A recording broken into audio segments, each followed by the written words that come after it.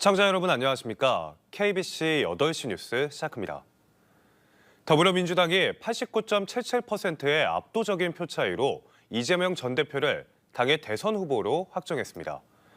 역대 민주당 계열 대선 후보 가운데 가장 높은 경선 지지율로 대권에 도전하게 된 이재명 후보는 수락 연설에서 통합과 실용주의를 강조하며 본선 승리를 다짐했습니다. 이형길 기자입니다. 경선 기간 동안 단 한 번의 위기도 이변도 없었습니다. 민주당 이재명 후보는 김경수, 김동연 후보와 함께 치른 대선 경선에서 초반부터 압도적인 우위를 이어나갔습니다. 충청권과 영남권에서 90%에 육박하는 지지율을 기록했고 당원이 가장 많은 호남에서 88%가 넘는 득표율로 사실상 경선의 변수를 없앴습니다.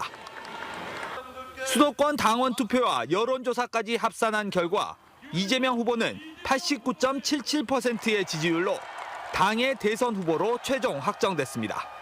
기호 1번 이재명 후보가 89.77%의 득표율로 유효 투표자의 과반 이상을 득표했으므로 더불어민주당 제21대 대통령 후보로 선출되었음을 선포합니다. 이재명 후보는 후보 수락 연설에서 통합을 강조했습니다. 지역과 이념의 구분 없이 국민들을 위한 정책을 펼쳐나가겠다고 밝히며 실용주의를 다시 한번 내세웠습니다.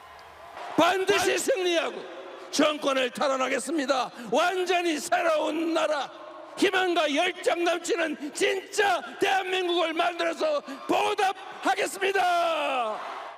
이재명 후보는 역대 민주당 대선 후보 가운데 가장 높은 경선 지지율은 물론 지난해 8월 전당대회에서 자신이 세운 85.4%의 지지율마저 경신했습니다.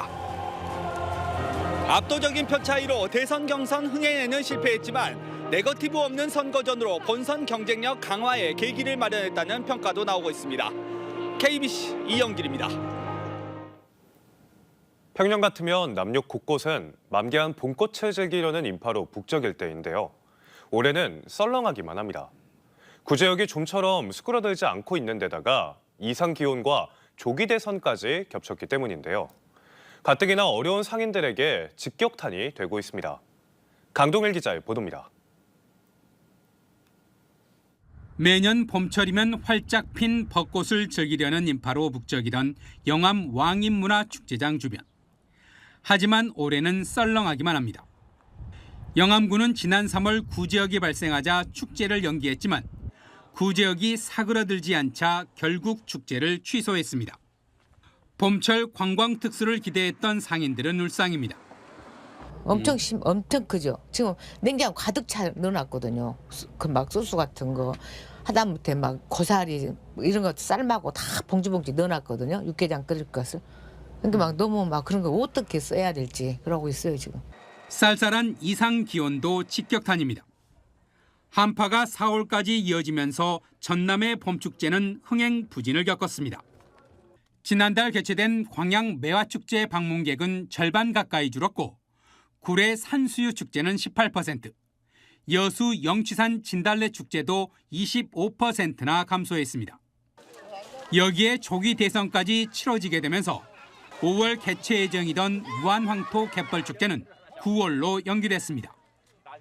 공직선거법에 따라 선거 60일 전부터 자치단체장은 교양강좌와 사업설명회, 공청회, 체육대회 등 각종 행사를 개최하거나 후원할 수 없기 때문입니다.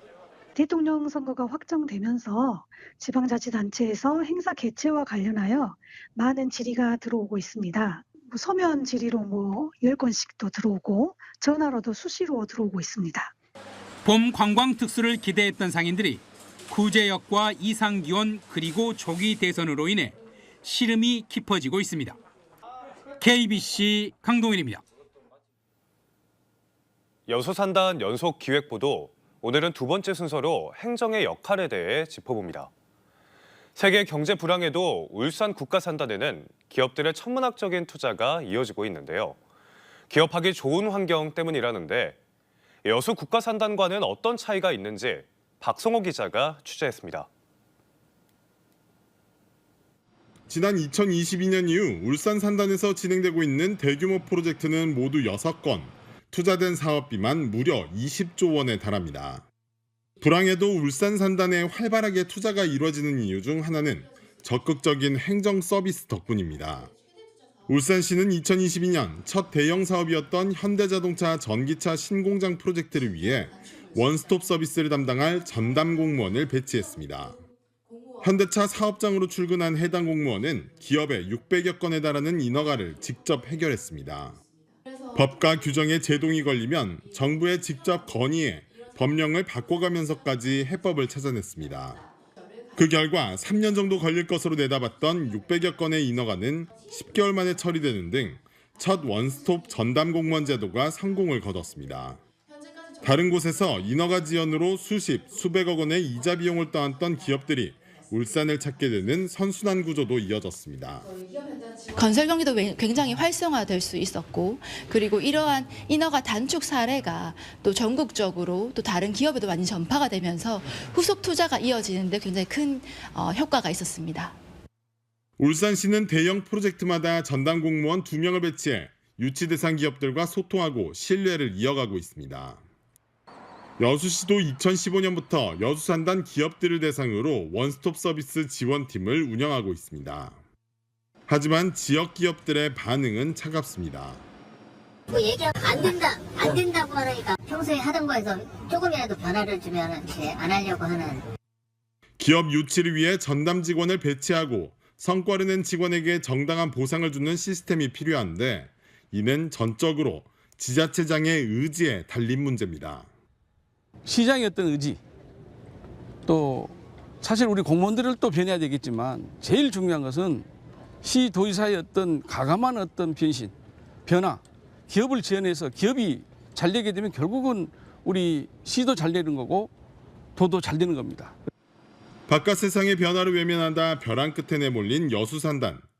치열한 경쟁에서 살아남기 위해 행정기관이 어떻게 기업체를 뒷받침해야 하는지 울산시 행정이 잘 보여주고 있습니다. KBC 박송호입니다.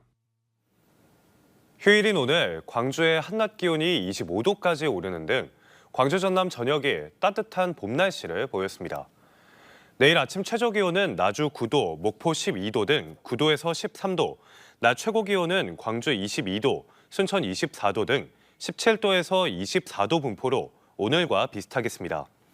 곡성과 광양 등 전남 동부 지역의 경우 대기가 매우 건조하겠고 바람이 강하게 부는 곳이 있겠으니 화재 예방에 각별한 유의가 필요합니다.